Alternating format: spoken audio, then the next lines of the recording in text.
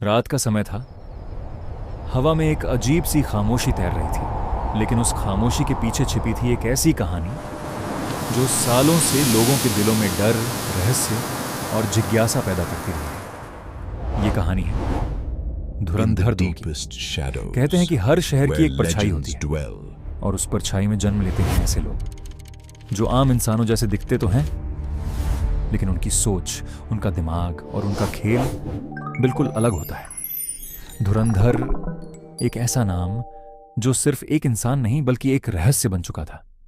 सालों पहले जब पहली बार उसका नाम सामने आया, तब किसी को अंदाजा भी नहीं था कि वह धीरे धीरे एक ऐसी ताकत बन जाएगा जिसे समझना आसान नहीं होगा। उसकी पहचान साफ नहीं थी, उसकी योजना कभी सामने नहीं आती थी, लेकिन हर बार जब कोई बड़ा खेल होता, जब कोई असंभव काम हो जाता, लोग बस एक ही नाम फुसफुसाते थे, धुरंधर।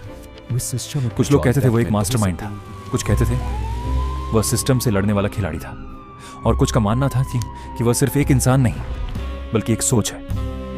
लेकिन फिर सब कुछ अचानक बदल गया। एक रात शहर में ऐसी घटना हुई जिसने सबको हिला दिया। सिक्योरिटी एजेंसियां, पुलिस और बड़े अधिकारी सब एक ही सवाल पूछ रहे थे, क्या धुरंधर वापस आ चुका है? सालों की खामोशी के बाद उसके नाम की फाइल फिर से खुल चुकी थी। जांच शुरू हुई, पुराने रिकॉर्ड निकाले गए, उन लोगों से पूछताछ हुई जो कभी उसके करीब रहे थे, लेकिन हर बार जवाब के बजाय बस और सवाल सामने आते गए, क्योंकि धुरंधर की सबसे बड़ी ताकत यही थी, वह कभी सीधे सामने नहीं आता था। उसकी चालें कई कदम आगे चलती थीं। उसकी योजना इतनी गहरी होती थी कि जब तक लोग समझते, खेल खत्म हो चुका होता। कुछ गवाहों ने कहा उन्होंने एक परछाई देखी थी, कुछ ने दावा किया कि उन्होंने एक ऐसा दिमाग महसूस किया जो सब